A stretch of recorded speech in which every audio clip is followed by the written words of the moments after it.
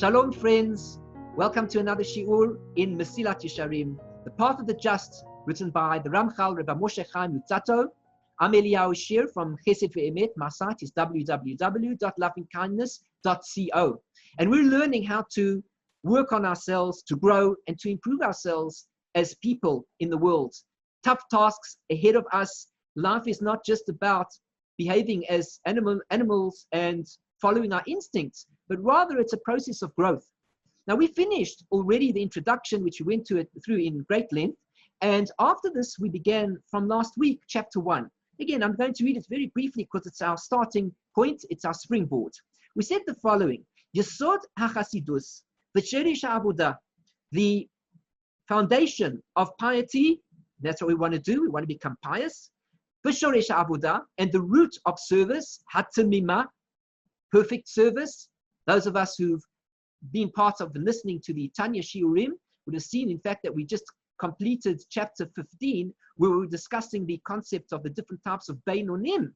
And the second category of Beinoni is the Beinoni who serves God. And this is what we're trying to do. We're trying to become people who ultimately serve God. Shoresh ha'avodah. We want to serve God in a meaningful, in a practical, and in a perfect manner. Who comes about? The first step in everything is that it must become clear and truthful by a person. What is his obligation in the world? And why is it necessary? That he should put all of his efforts, all the different effort that he has to put in his service that he has to do all the days, all the effort, the toil that he does all the days of his life. The first thing that a person has to do before he begins his mission in this world is to wake himself up, and he has to say to himself, why am I here in the world? Too many people go through life by simply going through life. I'm 5 and I go to kindergarten. I'm 6, I go to primary school. I'm 12, 13, I go to high school. Then I go to university and I qualify in something and I become that thing and I do my job, and life goes by very quickly. And then we get sometimes, perhaps people have heard of this thing called a midlife crisis. Person gets perhaps into his late 30s, perhaps his 40s, perhaps his 50s. It happens to people at different times in their lives, when they suddenly wake up and they say, where am I? Almost as if he was a person who was knocked out and he fell unconscious and he was out for weeks and weeks and months and months. And then they woke him out. They woke him up from this shot. He was knocked out completely. He went into a state, and they had to now wake him up months later. He wakes up and he says to himself, well, where am I? Well, this is the case of the person who never begins to think about what life is all about. And he gets to the age of 35, 40, 50. Hopefully by then he starts waking up at least. Life is moving on. And he's never bothered to think, what is the purpose of life? What am I here for? Yes, I know I must eat and drink to keep healthy. I must do exercise. I need to do shopping. I need to do all these things in my life. But what am I doing it for? That's, for example, like taking a car and saying, I know that this car needs petrol. It needs gas. And then you say, well, it's got everything that it needs, let's go. And you pay for your gas and you start driving around the block. You drive around and around and around and around, and you run out of the gas. Anyway, good thing, because you're just by the petrol station, by the gas station. So you, again, go in and you say to the attendants, could you just fill up this tank for me, please? He tells you oil has just gone up in price. It's expensive. He says, well, a car needs gas to run on. So fill it up.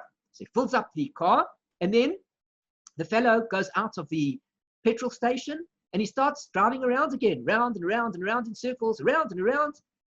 Anyway, he runs out of gas again. He comes back to the gas station, and the fellow says, well, what do you want? He says, I've run out of this gas again. Could you fill up the car for me, please? He says, I don't get it. What are you doing? He says, I see you going around and around all the time. But don't you understand? That's not what the gas is there for. The gas is there for your car so that you can be taken where you need to go to. He says, I thought it was all about filling up the car in order that the car will travel, go round and around and around. He says, no, you made a mistake. The whole point of filling up the car is to take the car so that you can get to your destination. Where do you need to go? I need to go home. What for? My family's there. Oh, suddenly he realizes the car has a purpose and the gas is there to get him to his family. And afterwards, he might need to go to work. Afterwards, he needs to go somewhere else. Well, just as he needs to go to all these various places, he needs to begin to think to himself, maybe there's an even greater purpose than just all the eating and drinking that I'm doing for the sake of working. Is that the purpose of life? I should go to work at 5 o'clock in the morning in order to work till 8 o'clock at night. Then they give me a check. And with the check that I have, I fill up my tank again so that you know what I can do tomorrow? Tomorrow I can wake up 5 o'clock again, go straight to work, and then I'll come back again. And so the process will continue. Well, of course, everybody needs to do some work. He needs to earn an income. He needs to be paid by somebody. Fantastic. The question is, did he consider that the work was the goal to itself? That was the end? Or did he consider that the work was the means to the end? Was it that the gas was put in to the car so that the car could go round in circles? Or was there a greater purpose for the car? All of a sudden the person begins to think to himself and he says, you know something? This person is beginning to have this breakdown, this midlife crisis, is the very person who finds himself in the circular route where he keeps filling himself up and goes around and around in circles and he doesn't seem to get anywhere. He gets to 40 years old, 50 years old, he starts to think more about the seriousness of life. A fascinating thing happens to a person as he gets older. When he's 10 years old, he never looks in the newspaper, really, for what they call the hatch, match, and dispatch column, they call it, colloquially. Hatch, who's been born, match, who got married, and dispatch, who left the world, they say. When he gets to 15, no interest. When he gets to 20, sometimes he starts thinking a little bit about certain things. 25, maybe he's not married yet, but some of his friends are. He starts taking a look. Hey, there's my friend, he had a child. Fantastic, Or he says, hey, there's my friend, he just got married. He looks in the newspaper, whatever it is, and he sees this one got married. But he's still not looking at the next column, the deaths. When he gets to 40, 45, he starts looking at the column that says deaths. He starts paying more attention to it. Hey, that fellow was a friend of mine at school, he says. Hey, isn't that my friend's father, my friend's mother? Hey, so-and-so. So he starts picking up. And he starts thinking to himself, wait a second. Life is a lot more serious than what I thought it was. When I was 10 years old, 8 years old, I was playing with my friends. We had a great time. We were knocking the soccer ball around. We were playing tennis, hitting the ball one to the other. It was so much fun. We were having a great time. I never even knew that there was this part of life. People are born, and people get married, and people die. I never thought about it for a second. But suddenly, he gets older.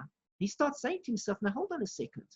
If others are dying, maybe I'm also going to die, he says to himself. Once he begins to think like this, he says to himself, hold on. Where am I going with all of this? Is life all about simply putting the gas into the tank so that the car should go round and round in circles? Or perhaps there's a purpose for this car. Perhaps there's a destination that I need to go to. Where am I going with my life?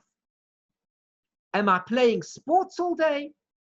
Am I studying to further my education?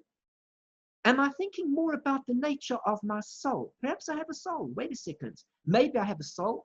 If I have a soul, where am I going with that soul? Because if I'm just eating and drinking and playing sports, where am I going with the soul? Oh, suddenly, when a person begins to think of the nature of the soul, he starts to think about spirituality. A fascinating thing. We see in the world, for example, how many people, even in the non-Jewish world, there are all sorts of movements that come up, and people want to study things. They say they're going to study Kabbalah. And you say to them, well, what are they studying that for? Spiritualism. What are they getting out of it? I don't know, because I don't know what they're teaching in these various places. I can only tell people what we learn in the original books. I can tell them what we learn in the Zohar and the Kitvei Ari. What does the Ramak say? I can share what does the Ramchal say. But in these places where I see people involved in spirituality, but I'd like to know where exactly are they going with all of this Kabbalah. But one thing they've got right is they're connecting with the idea that perhaps there's some spirituality in life. Perhaps there's a reason that I need to live in this world which goes higher than my physical body. See, the physical body is just the place that stores the food to give me the energy to achieve the goal ultimately for the soul. But a person who never asks himself that question will continue to eat and drink and continue to fill up the tank, going around and around in circles, never reaching a goal. So that ultimately it can be a terrible thing, that a person can reach old age and months, weeks before he dies or she dies, people begin to think, hold on, I can really feel now something's about to change in me. I realize that there's a big change ahead. I figure that my soul is about to leave my body. And if so, is something going to happen that is going to make me question or is going to cause a reaction that a higher power might say to me, what did you achieve in your life? Not how big was your house? How many toilets did you have in your palace? Instead, they're going to ask me, how did you achieve your goals as a human being, a spiritual human being, a being with a soul in it that is given to him only in comparison to the level of the nature of the souls of the lower creatures. A human being has a soul which is far higher than that. Of course, if he chooses to use it in that way. And of course, if he chooses to use it in the other way, everybody knows exactly what the level of that soul is. Nevertheless, the Ramchal starts us off in the story with no greater thought, no more powerful thought than that a person's very first path, very first idea onto his journey into life is to sit down, meditate, do it every day, and say, what is the purpose of my life? And am I working as hard towards getting my accounts in order in terms of that, knowing what my purpose is, as I pay attention to get my life in order for my accountants, for the tax officers, for business purposes, for checking the stock to see that everything is there, how much went in, how much went out. Take a stock, see what's going on. Pay attention to the purpose of life. V'hinei, and behold, let us continue with just one more thought at least. That our sages have taught us. Adam, that a person, lo nivra, was not created. Ela lehisaneg al Hashem. The only purpose that a person was created for was to take delight in Hashem. Our sages teach us that God, who is good, created a world to bestow of his goodness, which ultimately means that God wants us to get some sort of enjoyment from the existence that he has given us. And ultimately, to gain enjoyment, not just from that succulent watermelon, but also from the radiance of his Shekhinah. God wants us to have the greatest pleasure in the world. And the greatest pleasure in the world is God himself. The problem is, when we find ourselves in this world, enclosed in a physical body, the body acts as a black curtain, totally opaque and unable to get through so that the soul can see what goes on in the spiritual world. As a result, the person is fooled and he thinks that it could be perhaps that God really isn't there. And as a result, he does not receive the real goodness of the Shekhinah. Very interesting. As we discussed this many times before, we have a virus going on at the moment, this coronavirus. And one of the lessons that we need to learn from it is that with our human eyes, we don't see it. But it doesn't mean it's not there. If only we could walk around with our electric microscopes and take a look around us at every surface that we come into contact with, we might begin to see where the virus really is and be more careful about it. But if we take an attitude where we believe that the virus really isn't there at all, because we can't see it with our eyes, well, that makes us a little bit foolish, because people are actually getting sick from this virus and people are actually dying. So it must be that the virus is there, and my problem is that I just can't see it. Well, in the physical world, there is also a God present right here, as much as he is present in the spiritual world all around us, inside us, around us, throughout all of infinite existence. The problem is we can't see the spiritual being because there is this thick layer of a body and klipot and husks that prevents us from seeing the divine radiance. However, when we leave this world and we no longer have this opaque body that holds us back from seeing the divine glory, at that point in time, we will see the divine glory. Imagine our surprise then when we suddenly realize that it was all true, that God really is there, and that indeed there was a purpose for us in this world. This is the most true pleasure, delight, and the great pleasure, mikol ha'idonim, from all pleasures, that can possibly be found. And the place of this pleasure in truth, in reality, hu ha'olam haba, that is going to be in the world to come. Because this one is created. This is the creation. This is created. It was created ba'achana, with a preparation which was prepared, which was needed for this particular thing. In other words, the whole idea of this olam haba is that it's the final goal. That's where we're heading towards. There it is. You know, it's like a person, for example, who's running a marathon. The marathon is 100 kilometers, whatever, 40 miles. And when he starts the marathon, they tell him, in 40 miles time, you're going to see the ends. You're going to see this ribbon. You're going to say ends in highlights on top, lights shining. You reach the ends. And if you get there first, you'll be able to break the ribbon. He says, where's it? He says, listen, if you want it, you've got 40 miles to do. And as long as you go along this path over there, it's waiting for you. He says, I don't believe it for a second. Look there, it starts running. He says, there's nothing there. Yeah, because you didn't go far enough. Once you get to the 40-mile point, you're going to see the ribbon. And you're going to know that's the end. There's the goal. That's what you were supposed to be doing, reaching that goal. Olam haba is there. And it was created for that purpose. The problem is, we don't always see it. We don't imagine it. And that's the trick. The trick is being able to realize that the finish line is actually there.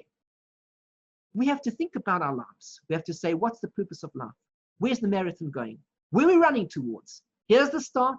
There's the finish. I know I don't see the finish line, but I know it's there. And I've got to reach that goal. When I reach that goal, that's where the ta'anug is. That's where the pleasure is. God has created that place exclusively for us. But of course, as we're going to see shortly, not in today's lesson because we're at the end of the lesson, we're going to see that this world is obviously going to be the starting point to reach the goal of the finish line, which is ultimately in the next world. We have to travel through this world, through all the challenges, the tests, the heartache, the pain, and the good times also. When we have good times, we have to go through it all. And if we move in the right direction and we keep applying ourselves and we ask ourselves, what is life for? What am I here for? We can continue on this journey with meaning and finally reach that goal with much success and ultimately receive this great blessing as we are introduced when we leave this world to this divine being who will welcome us into this splendorous world, a world of delights which God has set up and desires to give to us at that point in time. Thanks very much for joining me. I'm Eliyahu Shear from Chesed Ve'emet, coming to you from the holy city of Yerushalayim. My website can be found at www.lovingkindness.co. If you've enjoyed this shiur, please like it by clicking on the thumbs up button underneath this video. Click on the share button to share with family and friends. Subscribe to my channel if you haven't already, and click on the bell button to be notified of future shiurim. If you've enjoyed the shiur and have a positive comment to make or any questions, please put your questions down below in the comments section. I'd be delighted to reply. Or alternatively, contact me privately on my website, through my website, and I'll be delighted to answer any questions that you have about life and Torah. These are the things that appeal to me, that are part of who I am and a part of my heart and what I do with my life, thinking about all of these concepts. Let's speak about it together and grow together. If you are able to, I encourage you, please, to become a partner in our activities.